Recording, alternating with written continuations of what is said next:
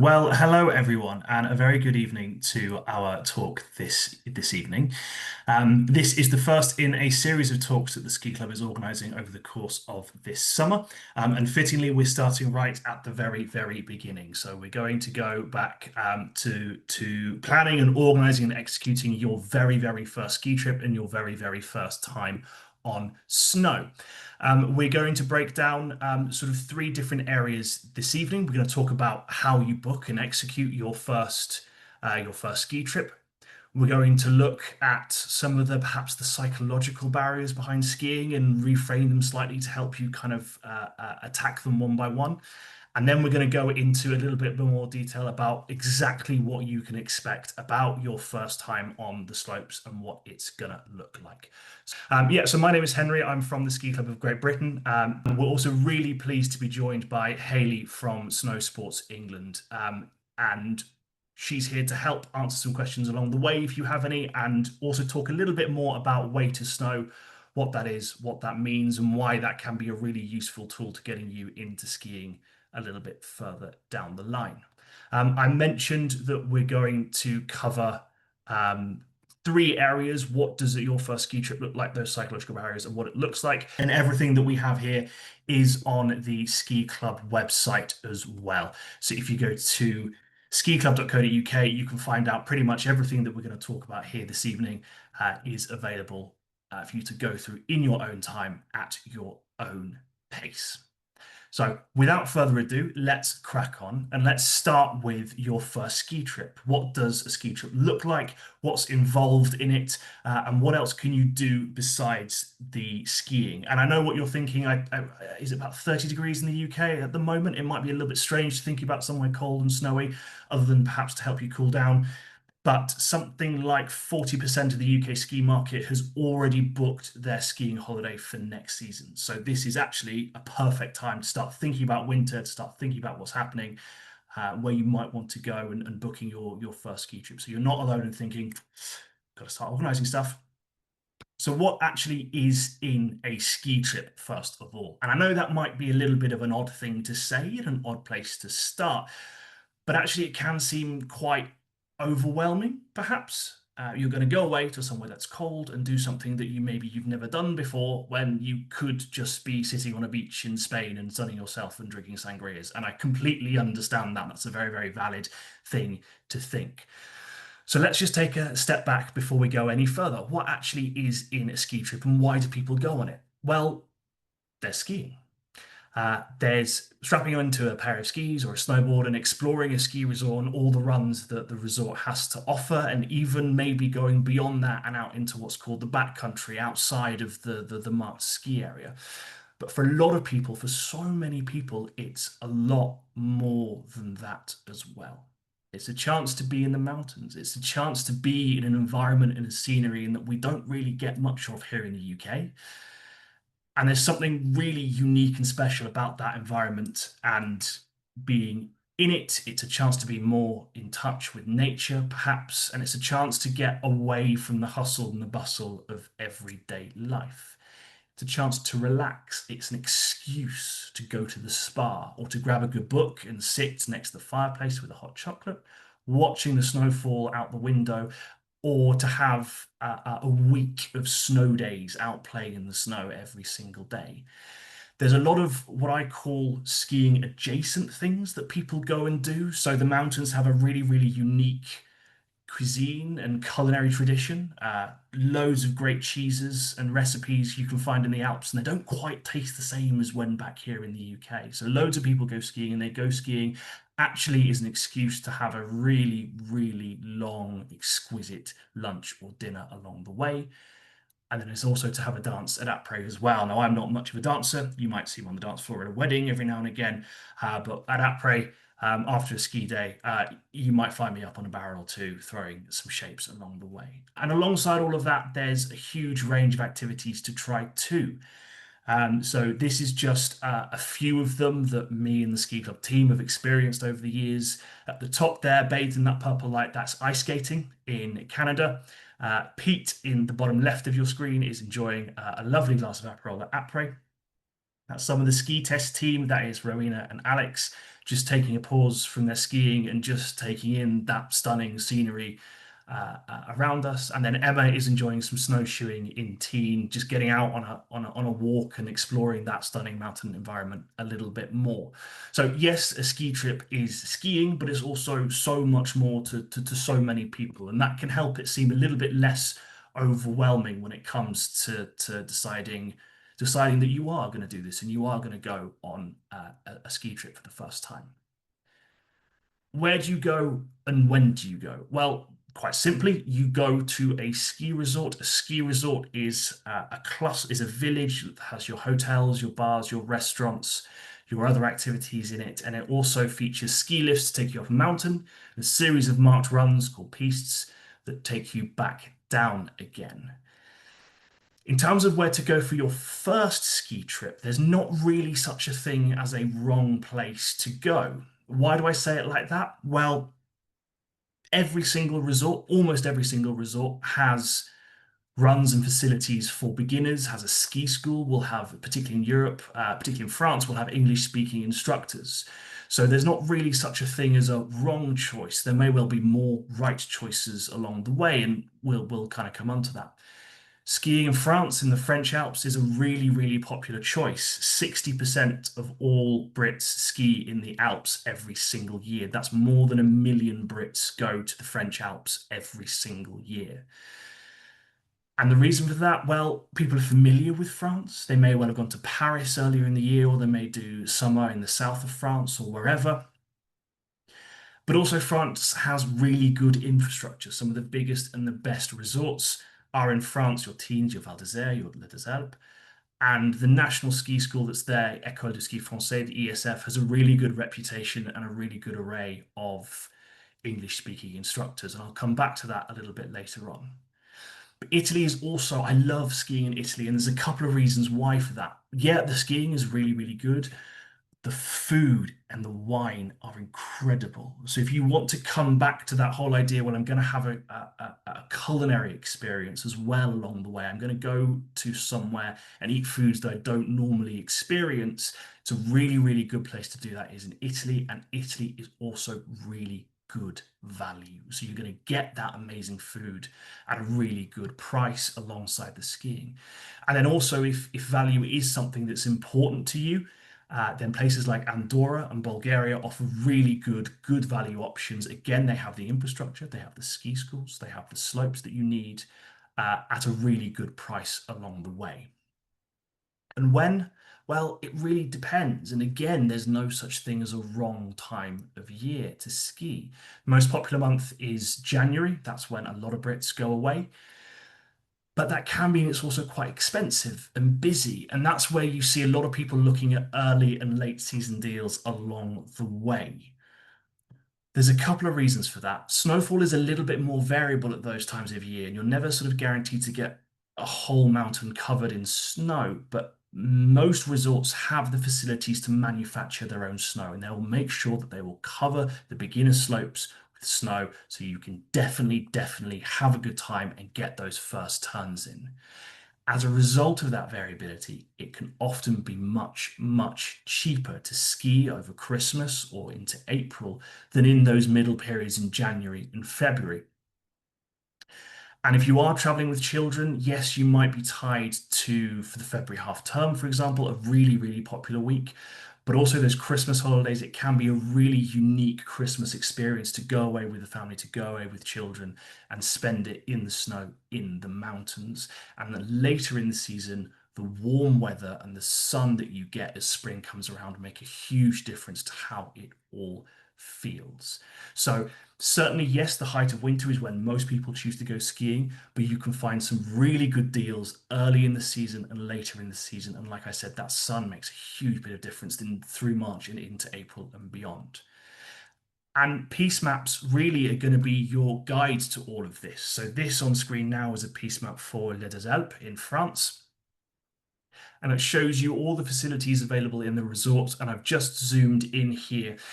Pistes in Europe, at least, are graded across a scale of 4 different colors, and that's green for beginners, then blues, then reds, and then blacks for the expert skiers. And you can see, hopefully, you can see on the big picture one on the left-hand side that there's loads of greens and blues available in Les Deux Alpes, and that makes it a really good place to learn to ski. One of the questions we had in beforehand was where are the best green slopes close to the UK? And I would argue Les Deux Alpes is one of them. It has good green slopes, so the beginner slopes, but it also has loads and loads of blue slopes that go all the way up to the top of the mountain. So as your skiing grows, you can explore all of the resort at Les Deux Alpes, and you can't necessarily do that anywhere else or in a huge number of other places. Um, Another good option is Morzine and Leger. They're two neighboring resorts in France as well. And the best bit about those two, really good green and blue slopes for you to explore as you're beginning your skiing, but they're really close to Geneva Airport as well, less than an hour away. And that means if you are looking for a quick getaway, a weekend, a short break, then actually that's a really, really good place to go and steal a couple of days and get those first few turns in along the way. And then how do you book your ski trip? Well, it's just like you would a normal holiday. You start off just like your week in the sun in Spain. You start off by deciding, are you going to go for a package trip or a DIY holiday? Package is really, really simple. You simply select where you're going to go, how you're going to get there by plane, whether you need ski hire and whether you need ski lessons, and that's it. It's done. It's really nice and simple, and it couldn't be easier for planning your first ski trip. But DIY can be cheaper and it can open up more destinations as well. But there's more things that you need to remember to look at and to book as you go along. So you've got to remember to book your airport transfers.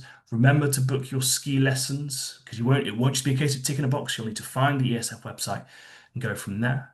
And you'll need to remember to arrange your ski hire as well. So there's a few more moving parts that you need to remember when going DIY versus a package holiday, whereas a package holiday keeps it nice and simple. And on the screen now are just a couple of places where you can go and book that first ski holiday. So Sunweb, they're a Dutch company actually, but they've got a huge footing here in the UK, and they have won Ski Tour Operator of the Year, I think, every year for the last 10 years. So they're really good at what they do, and more than that, they represent really, really good value. I'm not quite sure how they do it, but they do. Really good value, but really high quality ski trips available families for anyone. Ingham's are one of the most storied tour operators in the UK. They've been running since the 1930s. Very high quality, good quality ski packages. And then Ski Solutions come at it from a slightly different angle. They open up a lot more destinations than a number of other places do as well. So if you are thinking a little bit outside the box and thinking, I want to go to Norway or Finland and take the family away and have a sort of a Santa Lapland experience as well. Maybe consider Ski Solutions as a way to do that, and they'll have more availability of properties up in that part of the world. Another one I haven't got on here is Club Med. Now, you might be familiar with Club Med from your summer holidays, but they also do winter holidays, particularly in places like Tignes and Val d'Isère, where they have built two huge, great, great hotels. And the best bit about those hotels is that they have captured a little cadre of ESF instructors right outside the hotel. So you step out of the hotel first thing in the morning and your ski instructors are ready and waiting to take you away. So you don't have to get on a bus or trek across the resort. So Club Med, really one to look at. And then if you are booking DIY, then Alps to Alps or a transfer operator that you can look at, Ski Set have a huge network of ski hire shops. And OVO Network, kind of like Airbnb, but for chalet operators. So there's a big group of you going away. You can book a great chalet in the French Alps.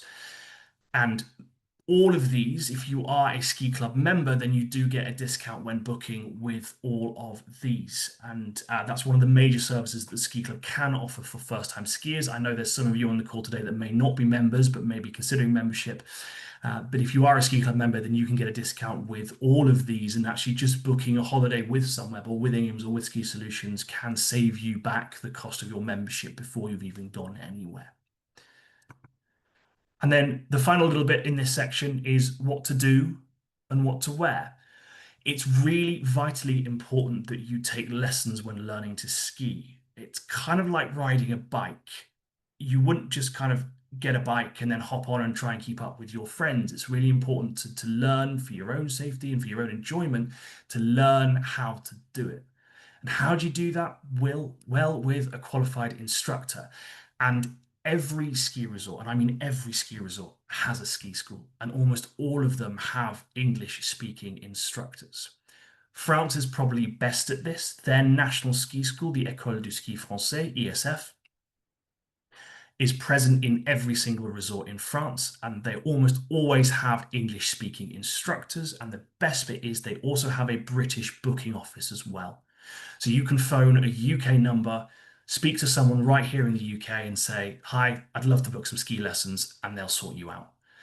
Larger resorts will have more options. So there's a few what I call private ski schools, just to kind of differentiate them from the national ski schools. Things like Evo 2, New Generation, and some of them actually have British instructors as well. So they're geared towards the British market. And so in the bigger resorts, it's quite good to kind of shop around and see what will give you perhaps the best value or the best quality instruction as you go. And then, of course, you're going somewhere that's cold and snowy. So it's really important to wear stuff that is warm and waterproof. Layering offers versatility. I often say you need a sort of a four-piece layering system, which starts with your base layer, then goes into a thin fleece layer, a thicker warm layer, and your ski jacket. Now, I often say that, I very rarely stick to that myself.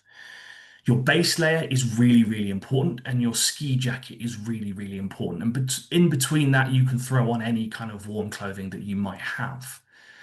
You can repurpose what you already have. So if you already have base layers that you use for running or for football or for rugby, perfect. Absolutely perfect. Throw them in your bag. You don't need to get anything else. You're set and ready to go. And along the same lines, if you have a good quality outdoor waterproof jacket, and I don't mean a Barber jacket, I don't mean a sort of a Harrington or a bomber jacket, I mean a good quality outdoor jacket, this can be repurposed as well into your ski jacket. And then filling in the gaps, well, goggles you can buy really, really cheap these days. Can you borrow things from friends and family? The second-hand ski gear market is bigger than ever. You can look at Whoski, Whoski, or Skibay, which is done through the Facebook Marketplace. And there's loads of second-hand ski gear available to buy through those platforms. And you can also rent your ski wear as well. Somewhere like Eco Ski has really high quality designer brands in many cases, so you can rock up to the slopes and really looking the part in that case. Things not to forget.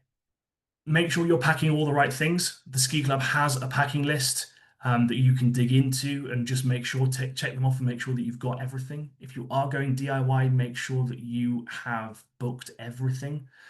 Everything that you might need, lessons, transfers, accommodation, all the other activities that you might want to do in a resort as well. Don't stress over where to go. Like I said, there's not really such a thing as a wrong place. Some are more right than others. And actually, what you can do is the ski club website has a list of loads of resorts, about 350 resorts in Europe and indeed around the world. And there are filters on there. So you can say, I want a resort in France that's beginner friendly, and it'll bring up a list of all those resorts that are perfect for you. Get the right gear, repurpose what you have, buy secondhand if you're looking to save a little bit of money, borrow from friends and family. Explore the other activities before you go. So if there is a spa in your hotel or in town, don't forget to pack your swimwear. You don't want to rock up in resort, find out there's a great spa, and then actually, oh, I've got nothing to wear. And secondly, and finally, I should say, don't forget a really positive attitude. What do I mean by that? Well, when you learn to ski, you are going to fall over a couple of times and you are going to get a little bit tired. But it's really important to just kind of pick yourself back up and keep going. The basics that you learn in your first few hours of ski lessons, they hold true throughout your entire skiing career. The very top level athletes, your Dave Ridings, your Lindsey Vonns, your World Cup champions, they are still skiing by the same principles that they would have learned over their first few hours of skiing. So it's really important to bring a positive attitude to get over that little hump, if you like, and then it's clear blue skies and plain sailing from there. Two is looking at some of the psychological barriers and instead approaching them as practical hurdles instead. And what do I mean by that? Well, as you've just seen in part one, there's quite a few moving parts that can go into a ski holiday. So yeah, it's very easy to think of to kind of look at all that and just go, well, I'd just rather lie on a beach in Spain, and I don't really blame you. Yes, the first thing you think of when you think of skiing is that it might be cold, or you can't ski, or you never tried it before. What if you go away for a week and actually you don't really like it at all? So actually, it's taking a slightly different approach to some of these and coming up with some solutions just to help overcome these. So one of the things that I think is really important is quite a few. You may well sit and look at a ski holiday and be like, I don't really want to commit to a ski holiday and go away for a week and find out that I hate it and I can't do it and I want nothing more to do with it, but I'm stuck there for a week. And there are now more than ever more opportunities to try skiing right here in the UK before you actually commit to a ski holiday. So there's around about 70 or so facilities across the UK and Ireland that are dry slopes, infinity slopes, or indoor real snow ski centres. And they all give you a chance to try skiing and snowboarding before you go away, to get you on those first few steps, to the first few hours of lessons, and then give you a chance to decide, yeah, I love this and I want to do more, or actually, you know what, it's not for me, and I'll stick to the Sunlounger in Spain. And as part of this, I'd like to introduce Hayley onto the call now. Now, Hayley is from Snowsport England, and Snowsport England have just in the past, hello Hayley, have just in the past little while rolled out a program called Way to Snow, which you can see on your screen now before I take it away. I should be back in the room with you. So, Hayley, thank you for joining us this evening. Why don't you kick us off really, really nice and simply and telling us a little bit about what is Way to Snow? Yeah, absolutely. Thank you very much. It's exciting to be on here this evening and talk about this campaign. So, the Way to Snow campaign is something that is a really exciting initiative coordinated by us at Snowsport England. And those of you that don't know, Snowsport England, we are the national governing body for snowboarding and skiing within England. You'll also find there is Snowsport Scotland and Wales as well. And the aim of us as a national governing body is to increase participation at all levels. And this is why how Snowsport England came to be involved with the Way to Snow campaign. We have collaborated with some of the indoor snow facilities. So all of those amazing information that you've already given out there, Henry, I was just sat here nodding and smiling because I remember when I first head to the mountains and put a snowboard on my feet for the first time. It's all very exciting and scary at the same time. So the info that you've just given out there is great. And this collaboration we've got with the indoor snow facilities, basically they are offering super discounted package where you can learn to ski or snowboard on real snow 12 hours during these summer months. And that's going to help you get to all that Henry's already spoken about, for whatever, lots of reasons why people may not have skied or snowboarded before, whether it's finances, whether it's knowledge or understanding, whether it's not understanding kit requirements or whatever. There's many reasons why people may not have done so before, but the Way to Snow campaign just really opens that up. It makes it so accessible to many at a super affordable price. So, to encourage that participation, really. Fabulous. And I get the impression that I get is that it's designed for absolute beginners as well. I don't need to have skied or snowboarded before to do that. Is that right? It's absolutely designed for total beginners, indeed. Everyone that's already involved in skiing and snowboarding probably knows about these centres and the dry slopes you mentioned, but no, we've collaborated with 3 centres across the country. So we've got down near London, just north of London, Hemel Hempstead, there's a snow centre there. Up in the Midlands, Tamworth, not too far from Birmingham, there is the Snow Dome there, and then up north in Manchester, there's one called the Chill Factory as well. So wherever you are throughout the country, able to head to one of those and take advantage of this amazing offer. Yeah. And do I need, it's 30 degrees outside. Can I just rock up in shorts and a t-shirt, or do I need to have anything with me when I come along to them?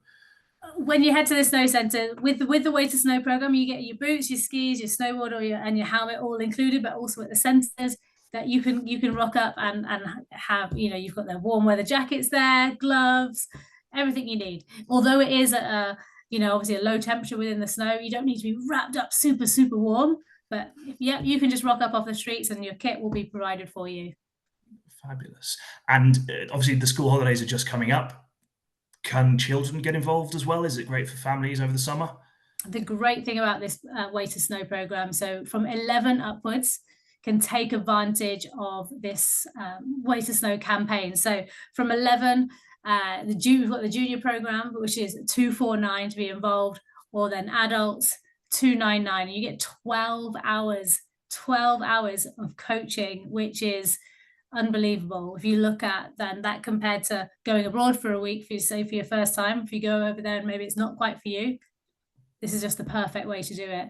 So affordable, and all of that. Even if you have younger children as well, these snow centers or snow facilities are great for the whole family. Even for those young ones that are watching, maybe they've always got great viewing balconies, other facilities as well within them, ice skating, rock climbing. There's loads to be done for the whole Tubing as family. well, can't you, a few of them? Sorry? You can go tubing as well on some big rubber rings. Tobogganing, all these types of, there's so much fun to be had at the snow centre. So yeah, great facilities in terms of like alpine restaurants and things as well. So it's a great day out. My family love it up there.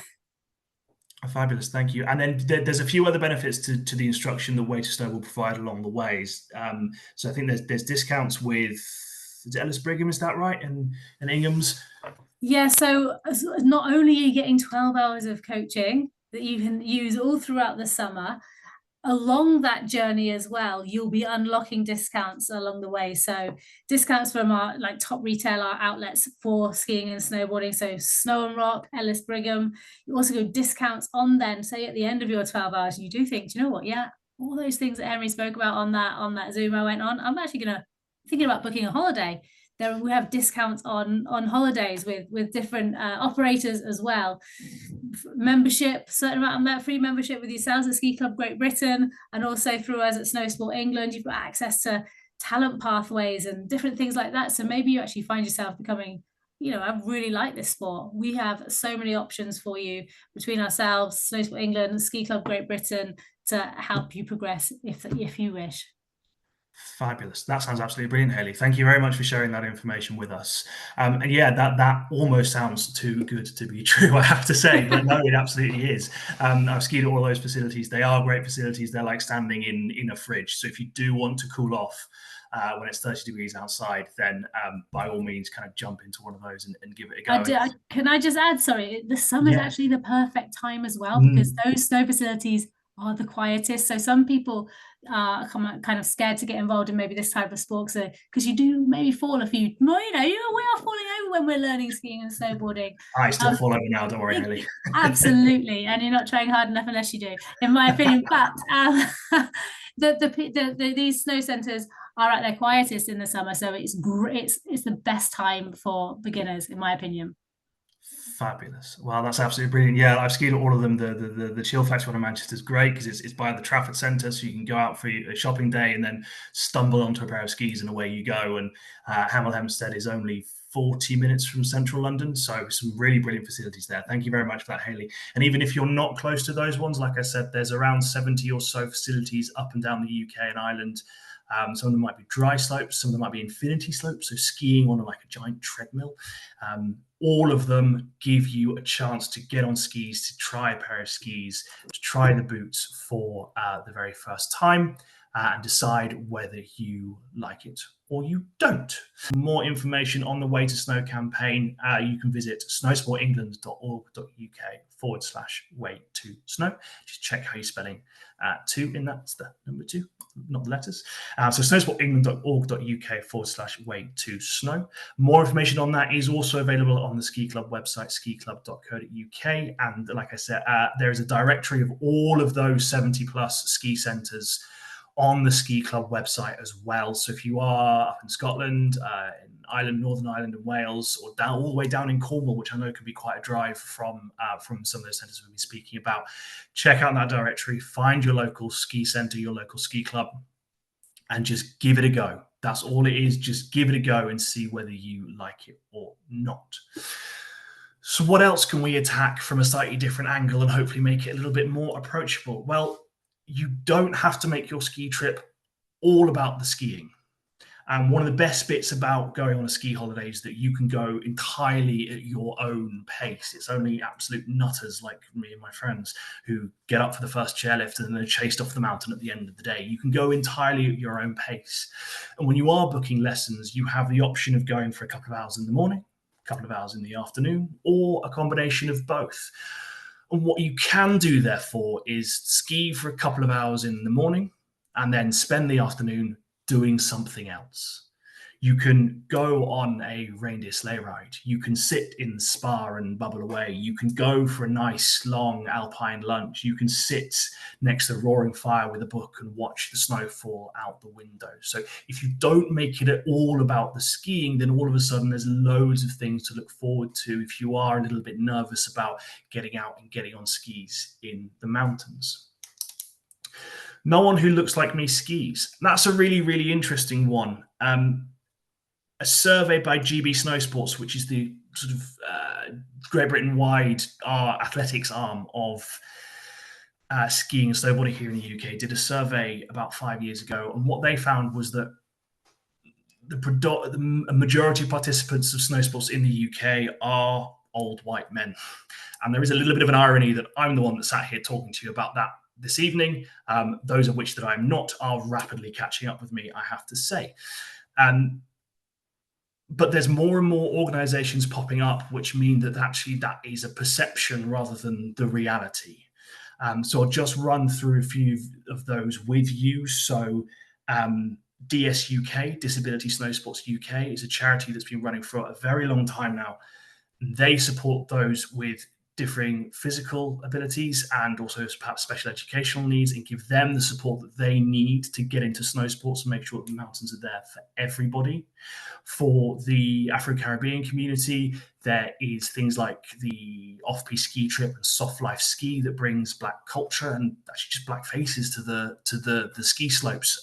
Soft life ski organised a festival in Lux in Switzerland last winter that looked like so much fun. For the LGBTQ plus community, the Gay Ski Week takes place in Teen every spring and focused around a mini gay pride festival they have there every winter. And then one thing I've seen on Instagram in the past few weeks is the Muslim ski trip as well. So building off the huge success that Muslim hiking groups have had in the UK and in the Peak District, for example, there is now a Muslim ski group, and they are doing days out to these snow centres that we've already spoken about, and they're also organising trips as well.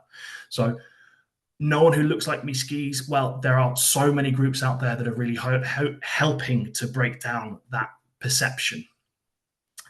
And finally, just do it. Just do it. And what do I really mean by that? Well, it sounds very facetious, but all of the worries that you have when you think about skiing can all be overcome by asking the right questions and the right way. So I've thrown together a few things into a not very good word cloud, I'll admit, but into a word cloud. It can be cold, it's dangerous, I don't have the right gear, I'm traveling with children, it's an active holiday, requires fitness, and actually some of those are perceptions and some of those we can kind of break down and just say, well, they're not quite all true. Yes, it is an active holiday, but like I said, the best bit about skiing is you can go your own pace. And for so many people, that's to potter around in the morning and then have a nice long alpine lunch. Like I said, it's only nutters like me who go out and spend all day on the slopes. Yes, you do need a little bit of fitness to do it, but you don't need to be a marathon runner. You don't need to be in the gym 6 days a week to be able to ski and enjoy it. That's the key here, to enjoy your skiing. Is it dangerous? Not more so. I'd be wrong if I said it's not, but not more so. Here's the key: not more so than any other sport or activity. You can hurt yourself in the same way by going for a run or playing football or whatever it is it might be. And actually, and we'll come on to this in a second, but actually, when you start off, you're going very, very slowly and very, very gently, and therefore the risk is kept to an absolute minimum. So yes, you might fall over a couple of times, but the risk is minimal to none that you're actually going to hurt yourself. It's just a case of picking yourself up, getting back on there. If you're traveling with children, even younger children, there are crash facilities in most major ski resorts. And the great bit about that is they get to experience the snow as well, even as young as like 18 months old. They get to play around in the snow. And of course, they can learn to ski as well from between 2, 3, and 4 years old, depending on their development. So children, and we spoke about the Way to Snow program catering for children as well, but children as young as 2 and 3 and 4 are there skiing, getting involved, or simply just playing around in the snow. It's a snow day from school every day of the week. What could be better than that? And yes, it's expensive, but if you pick the right place and the right time of year, you can bring those costs down dramatically. Go to Italy, you get the best food, the best wine, great skiing at a really, really good price. And with the gear, you can buy secondhand, borrow from friends and family, repurpose what you already have. So if when someone says skiing to you and you come straight back with, oh, no, not for me, just pause and stop and think about, can I approach this from a different angle and solve that problem? That's great. What does skiing actually look like? What does it look like when you go to the snow centers, when you go on your first ski holiday, you strap into your pair of skis and away you go. I'm actually going to show just this second video that I've taken from Chill Factory. Now, there's no meaningful sound on this, so don't worry if you can't hear anything. There we go. There we go. So this is actually what Chill Factory looked like. So it's just by the Trafford Centre. And as Hayley mentioned right at the beginning, they will give you all your gear. So a lot of what this is getting the gear that's right for you. So it's getting to make sure the ski boots fit right, the skis are the right length, and that the safety mechanisms are adjusted properly to your height and to your weight and to your age. And there's a really skilled team on hand at all of these facilities to help make sure that this is right for you. And then when we get out on snow, it's going to be a little bit of just playing around and getting used to being in ski boots and on skis. And then we start to ski. We start very gently, very, very slowly, and it's just sliding down a little bit of the slope and getting used to that feeling of moving, make sure your body position and your balance is correct. And that body position and balance thing is really, really interesting, because I mentioned before that your World Cup champions and heroes are skiing by the same principles. And actually that balance and body positions are key. So it's what you learn in those first 12 hours of Way to Snow lessons that are going to stay with you no matter how far you go on your skiing journey. We learn to turn left, we learn to turn right, and then when we can link them both together, hey presto, you're skiing. And it's that, and it's as simple as that. And once you're over that initial sort of clunky, getting into the gear for the first time, getting going for the first time, once you're there and you're over it, that is it. You're away and you're skiing. Hayley, can I bring you back in there? Did I miss anything out of that? Is that a fairly accurate summary of kind of what it looks like? Yeah, absolutely. You did me proud there. I was ready to say almost exactly the same thing. It was a great experience. And honestly, just watching that video there, if you've never stepped foot on ski or snowboard before, get down to one of the centres or a dry slope. But yeah, you've got everything there. Henry explained that perfectly. Fabulous, thank you. And there's even I like I said that they start slowly and things like that, but even then there's a sort of a shot of adrenaline and happiness and joy from that first experience, isn't there? It's like magic almost. Huge amounts, huge amounts. And yes, even with all the falls, you're learning so much. And yeah, it's a different experience having something on your feet that's really slippery, and learning to control that. It's a prime moment. It's brilliant. I can say that because I see my son's 11 and he's just learning to snowboard, and he, as much as he falls, he absolutely loves it when he comes off, and he asked me to book again. Can we go again? Can we go again? So I even though I learned 20 years ago, I'm reliving it all through him now, which is excellent. Fabulous. And that's a really good point there. You mentioned snowboarding as well. And of course, we've spoken a lot about skiing. The same thing applies for snowboarding as well. I mean, I've tried snowboarding once and I hated it, but Hayley, you're a snowboarder yourself. So that must still ring true to you and your son now. All those sort of, start gently, learn to start, learn to stop, learn to turn, and away you go. Yeah, 100%. Give it a go. Brilliant. Yeah, give it a go. Just do it. Just do it. it. What more can you want? So yeah, I've summarized it a little bit here now. So your first steps, making sure you're getting the gear. There's a safety mechanism, and there's a nice little machine that did it there. But if you're out in the mountains, it might be someone asking you for your height and your weight and things like that. And this isn't a dating app. Don't add a couple of inches onto your height. Don't shave off a couple of pounds. It's really important that for the safety mechanism on the skis that attaches your boots to your skis, it's really important that that is accurate and correct for your safety and for everyone else on the mountain. You get used to the skis and boots. I trained as an instructor many, many years ago, and I never used it, I have to say, but there was a lot of focus there and then on actually just getting people to play around on the snow and play around in the boots, try to make it fun and exciting and to really get used to it, because it is very alien being in ski boots and being in skis. You start very gently, you learn to slide and you learn to stop. And all of you here may well have seen on films and TV shows and cartoons of a ski instructor shouting pizza and French fries, and that's what this is. You put your skis together like a pair of two chips or two French fries, and that makes them slide down. And then when you push your heels out and make a triangle shape like a slice of pizza, that digs the edges in and helps you stop. So if you've heard pizza and French fries, that's exactly what this is. Going and stopping. Then you turn left, you turn right. And when you link those turns, hey presto, you're skiing and away you go. And those basics that you learn in the Alps, in the mountains, at a dry slope or an affinity slope, at a way to snow program, at an indoor ski center, they will stay with you wherever you go. That's a really, really good point. So everything that I've spoken about here, you can find, like I said at the beginning, on the Ski Club website. That's skiclub.co.uk.